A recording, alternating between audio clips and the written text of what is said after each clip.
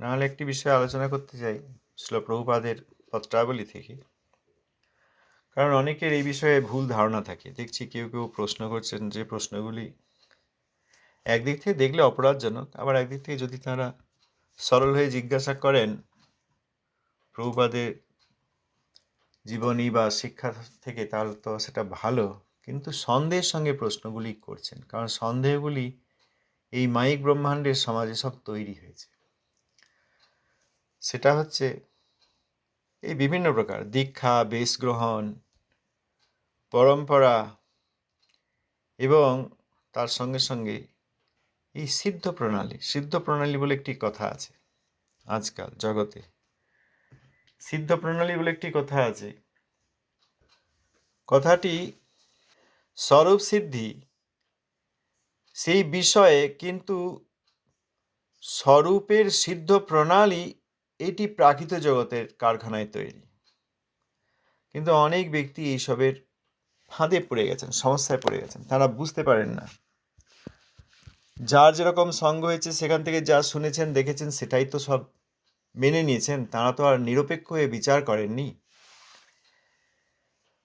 সিদ্ধ প্রণালী বলে একটি কথা আছে, যেখানে কোনো গুরু বা গুরু অভিমানী ব্যক্তি তিনি জানান শিষ্যদেরকে যে আমি সিদ্ধ মহাত্মা, আমার সিদ্ধি আছে, আমি সিদ্ধ মহাত্মা, আমি সিদ্ধ হয়েছি, এবং তিনি তার সিদ্ধ পরিচয় আদি সব বলতে শুরু করেন। সিদ্ধ পরিচয় বলে সকলকে তার ওইসব কথায় আকর্ষণ করে তিনি তার শিষ্যদেরকেও একটা সিদ্ধ রূপ দিয়ে দেন। যখন দীক্ষা আদি হয় তখন বলে তুমি নিত্য জগতে এইরকম। এটাকে সিদ্ধ প্রণালী বলা হয়। সংক্ষেপে নাম দেন, তোমার এরকম নাম, সেখানে তোমার এরকম রূপ, সেখানে তোমার এরকম বয়স। মানে যেদিন মন্ত্র দেওয়া হচ্ছে সেদিনই তাঁদের ধারণা যে মন্ত্র দেওয়া হলো, এবার ওই সিদ্ধ প্রণালী দিয়ে দেওয়া হলো, এই সিদ্ধ প্রণালী দিয়ে তিনি ভজন করবেন। কিন্তু যেসব ব্যক্তির এখনো অনর্থই যায়নি, তাদের এখনো প্রাকৃত ধারণা যায়নি, তাদের কি অপ্রাকৃত পরিচয় একটা বলে দিলেই হয়ে যাবে? এইটাকে সহজিয়া মতবাদ বলা হয়। কারণ সহজিয়ারা প্রাকৃত আর অপ্রাকৃত তত্ত্বের মধ্যে ভেদ করতে পারে না। তারা এই প্রাকৃত রিয়েলম বা রেফারেন্স ফ্রেম সেখানে থেকেই অপ্রাকৃতকে বোঝার চেষ্টা করে। আবার অপ্রাকৃতের যেসব কথা কিছু কিছু এদিক ওদিক পড়েছে বা জেনেছে, বা অনেক ক্ষেত্রে অনেক জেনে গেছে, সেইগুলিকে প্রাকৃত গোচর করে। এই দ্বারা এইটা হচ্ছে মূল সহজিয়া মতবাদ। সহজিয়া অর্থাৎ প্রাকৃত অপ্রাকৃত তত্ত্বকে আমার বোঝার দরকার নেই, আমি অপ্রাকৃতের উপর প্রাকৃতের আরোপ করব এবং প্রাকৃতের মধ্যেই অপ্রাকৃতকে নিয়ে আসবো। তাহলে ওই এখনো অসৎসঙ্গ যায়নি, এখনো অনর্থ যায়নি, এখনো অপরাধ আদি আছে, তারপরে তো অনর্থ। অতএব অপরাধ অনর্থ সবই আছে, প্রাকৃত ভাবনা যায়নি। তাকে ওই একটা নিত্যধামের একটা পরিচয়, স্বরূপ, রূপ, কি ধরনের বস্ত্র পরবে, কোথায় থাকবে, এই সব বলে দিয়ে তাদেরকে বলা হয় এইরকম করতে করতে তুমি চিন্তা করবে। এটাকে সিদ্ধ প্রণালী বলা হয়। শ্রীল প্রভুপাদের পত্রাবলী থেকে 2য় খণ্ড 89 পৃষ্ঠায় শ্রীল প্রভুপাদের হরিকথামৃত 2য় প্রবাহ 112 পৃষ্ঠায় আমাকে কেহ কেহ জিজ্ঞাসা করেন, আমরা সকলকে সিদ্ধ প্রণালী দিয়ে ফেলি না কেন? আমি কিন্তু সাধক ও সিদ্ধের অবস্থা কিরূপে এক হয় বুঝতে পারি না। অনর্থময় সাধনকালে অনর্থ মুক্ত সাধন ও সিদ্ধির কথা কি করে অনুশীলন করা যায়, উহা আমাদের বিচারে আসে না। কেহ যদি সিদ্ধ হয়ে থাকেন, তাহলে তিনি দয়া করে আমাকে বলে দিলেই তো জানতে পারি তার কোনটি সিদ্ধ স্বরূপ। অপূর্ব কথা। এখন জগতের লোক তারা কিছুতেই শুদ্ধ ভক্তি নেবে না। কিছু বঞ্চকদের কাছে একবার যখন সঙ্গ হয়ে যায়, তখন আর তাদের কিছুতেই মঙ্গল হয় না। এই কথা আমাদের গুরুবর্গ বিশেষ করে জানিয়েছেন। শ্রীল ভক্তিনাথ ঠাকুর মহাশয় বলেছেন যে আউল বাউল প্রভৃতির কোন রকম সঙ্গ করবে না, কারণ তাদের সঙ্গের প্রভাব একবার এসে গেলে আর কিছুতেই হরিভজন হবে না। আর যারা এইসব করেছেন সিদ্ধ প্রণালী ইত্যাদি, সেই ধরনের অবিবেচক গুরুদের কাছে গিয়েছেন, তাদের আর কি বলা যায়? তারা ওই যা শুনেছেন, যা দেখেছেন সেইটি দিয়েই বিচার করবেন, তারা তো আর সত্যি কথা শুনতে আসবেন না। প্রভুপাদ বলছেন, আমাকে কেউ কেউ জিজ্ঞেস করেন আমরা সকলকে সিদ্ধ প্রণালী দিয়ে ফেলি না কেন। খুব প্রভুপাদের প্রত্যেকটি শব্দ অপ্রাকৃত শব্দ। এই যে বলছেন দিয়ে ফেলি না কেন, অর্থাৎ যদি কেউ দিয়ে ফেলেন, দিয়ে ফেলি এই কথাটা আমরা কখন দিয়ে ফেললাম, বা কথাটা আমার মুখ ফসকে বেরিয়ে গেল, মানে আমি বলে ফেললাম, অর্থাৎ দেওয়ার কথা বা বলার কথা নয়, কিন্তু অবিবেচক গুরুগণ সেইখানেই দিয়ে ফেলেন। না তো তাদের নিজেদের সিদ্ধি আছে, যার নিজের সিদ্ধি আছে কি আর সিদ্ধি কি আর কম কথা, মুখের কথা। এই পৃথিবীতে থাকাকালীন শরীর এবং মনের আবেষ্টনীতে থাকার মধ্যেই আত্মা নিত্যধাম বৃন্দাবনে গমন করছেন, অর্থাৎ বৃন্দাবন এখানে আবির্ভূত হচ্ছেন, একই বিষয়। তো আর সহজ জিনিস নয়। হরিনাম করতে গেলে 5 সেকেন্ডের বেশি কৃষ্ণকে ভাবা যায় না। এমনি যাও ভাবা হয়, সেও তো প্রাকৃত ভাব নয়। কৃষ্ণ ধারণা করে একটা মনোময় প্রাকৃত মূর্তি চিন্তা করা হয়, কারণ যতক্ষণ অনর্থ না যায় ততক্ষণ তো আর অপ্রাকৃত বিগ্রহ হৃদয়ে আসবেন না। তবুও সেই চিন্তাও বা নামের দিকে যদি মন দেওয়ার চেষ্টা করা হয়, সেই চিন্তা ওই 5 সেকেন্ড, 10 সেকেন্ড, 30 সেকেন্ড বড় জোর, তারপরেই মন কোথাও না কোথাও বিক্ষিপ্ত হয়ে যায়। সেই ধরনের মানসিকতা আছে যেসব ব্যক্তির প্রাকৃত ধারণা এবং অনর্থাদি রয়েছে, তাদেরকে যদি সিদ্ধ প্রণালীর কথা বলা হয় তাহলে দিয়ে ফেলাই তো হয়, উচিত নয়, যেটা হওয়ার দরকার ছিল না, বলে ফেললাম ধরনের, ওকে ওই জিনিসটা আমি দিয়ে ফেললাম, এত বড় একটা মূল্যবান জিনিস আবেগের বশে আমি ওকে দিয়ে ফেলেছি। সেই ফেলেছি অর্থাৎ এখানে প্রভুপাদ বলছেন আমরা সকলকে সিদ্ধ প্রণালী দিয়ে ফেলি না কেন, দিই না কেন বলেননি, দিয়ে ফেলি না কেন। প্রভুপাদ বলছেন আমি কিন্তু সাধক ও সিদ্ধের অবস্থা কিরূপে এক হয় বুঝতে পারি না। সাধক যখন সাধনা করছেন তখন তাকে সিদ্ধ প্রণালী বা তার সিদ্ধ রূপ কি করে দেওয়া যায়? এখনো তার পিতা পুত্র, স্বামী স্ত্রী, পুত্র কন্যা ইত্যাদি কোনো ভাবনা যায়নি। পিতা মাতা, স্বামী স্ত্রী, পুত্র কন্যা, এইসব যে সম্পর্কগুলো এবং ব্যক্তিগুলো, ব্যবহারগুলো রয়েছে, রূপগুলো রয়েছে, সেগুলো যায়নি। এখন হয়তো তাদের প্রবৃত্তি অন্তর্মুখী হয়নি। কি করবেন? ওই হরিনামের সময় সিদ্ধ প্রণালী চিন্তা করবেন, আর পরে আবার পুরুষগণ বিবাহিতা স্ত্রীর সঙ্গ করবেন, না বিবাহিতা স্ত্রীগণ পুরুষের স্বামীর সঙ্গ করবেন। আমি বলছি বিবাহিতা, বৈদিক মতে বিবাহ হওয়ার পরেও সেখানেও যেসব আকর্ষণ আদি, সেগুলি তো নিত্যস্বরূপের পরিচয় নেই। সেখানে তো ভাবতে হচ্ছে যে আমি এনার স্বামী, এরকম পুরুষধারী, ও আমার পাশে আমার স্ত্রী দেহ ধারণকারী স্ত্রী রয়েছে, সেখানে তো আকর্ষণ রয়েছে। অন্যান্য স্নেহ শ্রদ্ধা সেগুলো না হয় বাদ দিলাম, এগুলি তো এখনো যায়নি। তিনি দিনের বেলায় ওই অবিবেচক গুরুর দেওয়া সিদ্ধ প্রণালী দিয়ে ওই সব চিন্তা করছেন, আবার যখন খুশি তখন সংজ্ঞা আদি করছেন। এ করি কি আর সিদ্ধ প্রণালী পাওয়া যায়? প্রভুপাদ বলছেন সাধক ও সিদ্ধের অবস্থা কিরূপে এক হয়। সাধক যখন সাধনা করছেন তার নামাপরাধ, সেবাপরাধ ইত্যাদি যাবে, নামাপরাধ, সেবাপরাধ, ধামাপরাধ, বৈষ্ণবপরাধ সব যাবে, কিন্তু তখনও অনর্থ রয়েছে। এরপর অনর্থগুলি যাবে, সম্বন্ধ জ্ঞান হবে, অনর্থ যাবে। সম্বন্ধ জ্ঞানের সঙ্গে অভিধাত্মক নাম করবেন, তারপর ভাবাবস্থা কোনো সময় লাভ হবে।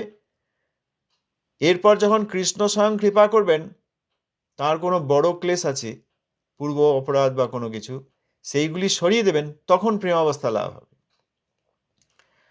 তাহলে সাধন ভক্তি, ভাব ভক্তি, প্রেম ভক্তি যে 3টি স্তর আছে, সেখানে সাধক যখন সাধন ভক্তির চেষ্টা করছেন, বিভিন্ন প্রকারের সাধক সাধিকা আছেন, সেই অবস্থা, আর যখন কেউ সিদ্ধি লাভ করেছেন সেই অবস্থা, সেই দুটো এক কি করে হয়? সিদ্ধি লাভ করলে তবে তো তিনি ভজন করবেন, সাধক অবস্থায় তো অনর্থ নিবৃত্তি করতে হবে। আমি সব ইন্দ্রিয়ের অধীশ্বর, শরীরধারী, এই ধারণা যেতে হবে তো, কিন্তু এই ধারণা তো যায়নি এখনো। সাধক আর সিদ্ধের অবস্থা কিভাবে একই হয় এটা তো বুঝতে পারি না মানে কি? যারা বুঝতে পারেন না তাদের জন্য বলছেন যে আপনারা সাধক আর সিদ্ধকে এক করছেন কেন? সাধকের অবস্থা সিদ্ধের অবস্থার মধ্যে পার্থক্য আছে। যখন সাধক তার সাধনা, আর যখন সিদ্ধ তখন তিনি সিদ্ধ অর্থাৎ সেখানকার বস্তু পাবেন। আমি এখন ক্লাস 6-এ পড়ি, 6ষ্ঠ শ্রেণীর ছাত্র, আমি এখন চাকরি করতে পারবো? পড়াশোনা করব, পাস করব, ইন্টারভিউ দেবো, যে চাকরি করতে চাইছি তার জন্য নিজেকে তৈরি করব, তারা নেবেন, তারপর তো চাকরি করব। এই ছাত্রাবস্থা, আর যেন সেই ছাত্রই আবার অন্য একটা স্কুলে শিক্ষক হয়ে চলে গেলেন, তা তো আর সম্ভব নয়। ষষ্ঠ শ্রেণীর ছাত্র এই স্কুলে, আবার ওই স্কুলে তিনি শিক্ষক, তা তো আর সম্ভব নয়। সাধককে তো সাধনা করতে হবে, সাধনা করে তো তিনি সিদ্ধিপ্রাপ্ত হবেন। সাধক অবস্থাতেই সিদ্ধ প্রণালী দিয়ে দিলে কি করে হয়? ওই সিদ্ধ প্রণালী দিলে কি হবে? তখন তার ওই প্রাকৃত চিন্তা হয়। তাকে একটা এরকম বলে দেওয়া হয় যে সখা বা বৃন্দাবনে কোনো ব্রজদেবী, তাদের নাম দিয়ে একটা কিছু নাম দিয়ে দেওয়া হয়, রূপ বলা হয়। তখন তারা ওই প্রাকৃত ভাবনায় চিন্তা করতে করতে যখন মৃত্যু হয়, তখন পরবর্তীকালে স্ত্রী জন্ম লাভ করেন। ওই যে স্ত্রী চিন্তা করেছেন, এখনো অনর্থ যায়নি। সাধক অবস্থা অনর্থ যায়নি। সিদ্ধ প্রণালী, অবিবেচক গুরু সিদ্ধ প্রণালী বলে একটা কিছু বলে দিয়েছেন, তো সহজ, ওটা সহজ। নিজেকে সিদ্ধ বলে প্রতিপন্ন করা, আর তোমাকে আমি সিদ্ধ প্রণালী দিয়ে দেবো, তুমিও সিদ্ধ হয়ে যাবে, এ তো সহজ। তো ভালো ব্যবসা সহজ ইয়াদের। সেই সব লোকের কাছে গিয়ে তারা আমাদের গুরুবর্গের সম্বন্ধে প্রশ্ন করেন।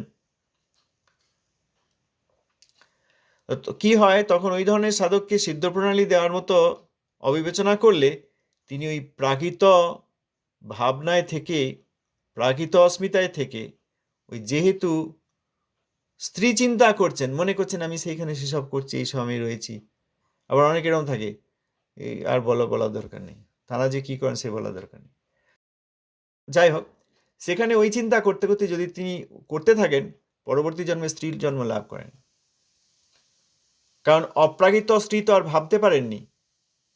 তিনি তাঁরই মতো ব্রজদেবীদেরকেও অপরাধ করেন তাঁর চরণে। কেন? তাঁরই মতো মনে করেন যে তাঁরাও নিশ্চয়ই এইরকমই হবে, তাঁরাও আমি যেমন ভাবছি প্রাকৃত অবস্থায়, তাঁরাও নিশ্চয়ই এরকম প্রাকৃত স্ত্রী হবেন। লক্ষ্মী না পাইলে সেই কৃপা অনুভব, অন্য দেবী কিসে পাবে সে কৃপা বৈভব। লক্ষ্মী দেবী স্বয়ং যে বস্তু পেলেন না, অতএব এই জগতের দেবী অর্থাৎ মহিলাগণ তাঁরা কি করে পাবেন? আর যাদেরকে সাধক অবস্থায় ওই প্রাকৃত ভাবনা যখন রয়েছে, তখন ব্রজের কোনো একটি স্বরূপ দিয়ে দিলাম বলা হয়, তখন তারা ওই চিৎজড় সমন্বয়বাদী হয়ে প্রাকৃত জগৎ এবং অপ্রাকৃত জগতের মধ্যে পার্থক্য না করতে পেরে ওই অপরাধী হয় এবং তাদের সর্বনাশ হয়। তো সাধক আর সিদ্ধের অবস্থায় কি করে এক হয়, এটা তো বুঝতে পারি না, মানে তারা বুঝতে পারেন না। অনর্থময় সাধনকালে অনর্থ মুক্ত সাধন ও সিদ্ধির কথা কি করে অনুশীলন করা যায়, ইহা আমাদের বিচার আসে না। অবশ্যই এইগুলো, আচ্ছা, শ্রীল রূপ গোস্বামীপাদ মহাপ্রভুর পার্ষদ, তিনি কেউ ওকে সিদ্ধ প্রণালী দিয়েছিলেন না? জীব গোস্বামীপাদ সিদ্ধ প্রণালী দিয়েছিলেন। ছিল জীব গোস্বামীপাদ, তাঁর অনেক শিষ্য ছিলেন। তাদের মধ্যে নরোত্তম, শ্যামানন্দ, শ্রীনিবাস আর্য প্রভুত্রয় ছিলেন। কবিরাজ গোস্বামীপাদ তিনি স্বয়ং রঘুনাথ দাস গোস্বামীপাদ, তার কাছ থেকে, ছিল রঘুনাথ দাস গোস্বামীপাদের কাছ থেকে শ্রী চৈতন্যলীলা যা শুনেছিলেন, সেইখান থেকে, সেই দর্শন থেকে এবং সেই লীলা থেকে শ্রী চৈতন্য চরিতামৃত লিখেছেন। ওখানে কোথাও আছে? ওখানে তো কে গুরু হতে পারবেন, গুরুদেবের কোনো আশ্রম হয় না, তিনি গৃহস্থ হতে পারেন, সন্ন্যাসী হতে পারেন। গুরুদেবের কোনো জাতি হয় না, তিনি ব্রাহ্মণ হতে পারেন, আবার অন্তজকুলেও আসতে পারেন। যে কৃষ্ণভক্ত, শুদ্ধ কৃষ্ণভক্ত, তিনিই গুরু, এইসব বিষয় বলেছেন। কোথাও লেখা আছে যে সেরকম গুরু শিষ্য পেলে তাকে সিদ্ধ প্রণালী দেবেন? কোথাও লেখা আছে? কবিরাজ গোস্বামীপাদ, নরোত্তম দাস ঠাকুর মহাশয়, বিশ্বনাথ চক্রবর্তী ঠাকুর, কিন্তু আরো যেসব পরম বৈষ্ণবগণ আছেন, যাদের ভাষ্য, যাদের ক্রিয়া, সেইগুলি দিয়ে বোঝা যায় যে তাঁরা এই জগতের ব্যক্তি নন। বিশ্বনাথ চক্রবর্তী ঠাকুর, তার স্বরূপের নাম জানেন কেউ? আমাদের গুরুবর্গগণেরও অনেকের কেউ নাম জানেন না, কারণ তারা সব প্রকাশ করেননি। হরিভজন করলে সব দেখতে পাবে, তখন আর জানিয়ে দিতে হবে না। কারো কারো প্রকাশ পেয়েছে, বিশেষ বৈষ্ণব কারো কারো প্রকাশ পেয়েছে, এই জন্য এইসব নিয়ে আমরা কথা বলিই না। সুতরাং কোনো গ্রন্থে আছে এরকম সিদ্ধ প্রণালী দেবেন? এলো কোথা থেকে? অনর্থময় সাধনকালে অনর্থ মুক্ত সাধন, যখন অনর্থ রয়েছে সাধকের, অতএব তাকে এখন সাধনা করতে হবে, শুদ্ধভাবে হরিনাম করার প্রচেষ্টা করতে হবে, শ্রবণ কীর্তন করতে হবে, তত্ত্বাদি জানতে হবে। অনর্থ কি জানতে হবে? অনর্থের অনেক ভাগও আছে। মায়ামুগ্ধস্য জনস্য জ্ঞেয়নর্থ চতুর্বিধা, মায়ামুগ্ধস্য জীবস্য জ্ঞেয়নর্থ চতুর্বিধা, হৃদয়বল্লন চাপরাধ ঝসতৃষ্ণ তত্ত্ববিভ্রম। এই যে 4 প্রকার অনর্থ, এদের আবার অনেক সাব ক্যাটেগরি আছে, পুনরায় বিভাগ আছে। এইগুলি জানতে হবে, এইগুলি নিজের মধ্যে দেখতে পেতে হবে, সেইগুলিকে নিরসন করার চেষ্টা করতে হবে। অর্থাৎ অনর্থময় সাধনকালে, এই অনর্থ যখন রয়েছে তখন তিনি যেসব সাধনার চেষ্টা করছেন, আরতি করার চেষ্টা করছেন, পরিক্রমা করার চেষ্টা করছেন, নাম গ্রহণের চেষ্টা করছেন, কিন্তু অনর্থময়, এই অনর্থময় সাধনকালে আর অনর্থ যখন চলে যাবে তখন একটা সাধন আছে, অনর্থমুক্ত সাধন। তখন আর অনর্থ নেই। তখন কি সাধন? তখন সম্বন্ধ জ্ঞান হচ্ছে, তখন অভিদেয় করবেন। অভিদেয় একটা সাধনের অঙ্গ।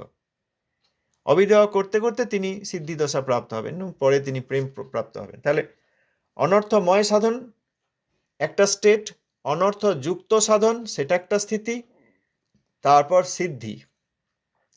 এইগুলি সব একসঙ্গে কি করে করা যায়? অনর্থ মুক্ত যখন হবেন তখন এক প্রকার সাধন, সেইটা অনর্থ যুক্ত অবস্থায় সাধন কি করে হয়? আবার অনর্থময় সাধনকালে সাধন করতে করতে যখন অনর্থ থেকে তিনি নিস্তার পান, তখন অনর্থ মুক্ত সাধন শুরু করেন, তারপরে এক সময় সিদ্ধি প্রাপ্ত হন। তৃতীয় স্টেজ অনর্থময় সাধনকাল, অনর্থ মুক্ত সাধনকাল, তারপর সিদ্ধির কাল। একবারে অনর্থযুক্ত ব্যক্তি এলো, এখনো মনোজ চ্যাটার্জির নাম ভোলে নাই, আমার স্ত্রী আছে, আমার শালিকা আছে, আমার পুত্রকন্যা আছে, আমার বাবা মা আছে, আমার বিষয় আছে, এগুলি বলে নাই, এখনো অনর্থ কিছু মাত্র যায় নাই। সেই অনর্থময় সাধন তাকে এখনো সাধন করতে হবে। সেই সময় অবিবেচক গুরুগণ সিদ্ধির কথা বলে দিলেন। এটা কি করে করা যায়? ইহা আমাদের বিচারে আসে না। অর্থাৎ যাদের বিচারে এই সবগুলি রয়েছে তাদের বিচার, তারা বিচারহীন। এইবার প্রভুপাদ বলছেন, ভালো তো, যদি কেউ সিদ্ধ হয়ে থাকেন তিনি বলে দিলেই পারেন দয়া করে তার কোনটি সিদ্ধ স্বরূপ। হয়নি যখন, তখন আমি বলে দেব অনর্থযুক্ত অবস্থায়। এই অবিবেচনার কাজ আমরা করব কেন? যিনি এসব চাইছেন, সিদ্ধ প্রণালী বা সিদ্ধির কথা বলছেন, ভালো তো, আপনি যদি সিদ্ধ অবস্থা লাভ করে থাকেন, দয়া করে বলে দিন যে এটা আমার সিদ্ধ রূপ, তাহলেই আমি জানতে পারি। এইসব লোক আবার বলবে যে আমাদেরকে শাস্ত্র দিয়ে সব প্রমাণ করে দিন। শাস্ত্রে কোথায় আছে আপনি এবার দেখিয়ে দিন না, আপনারা দেখিয়ে দিন যে শাস্ত্রে কোথায় আছে সিদ্ধির কথা। আর সময় হয়ে গেছে, আমরা এই বিষয়ে আরো পড়তে থাকবো।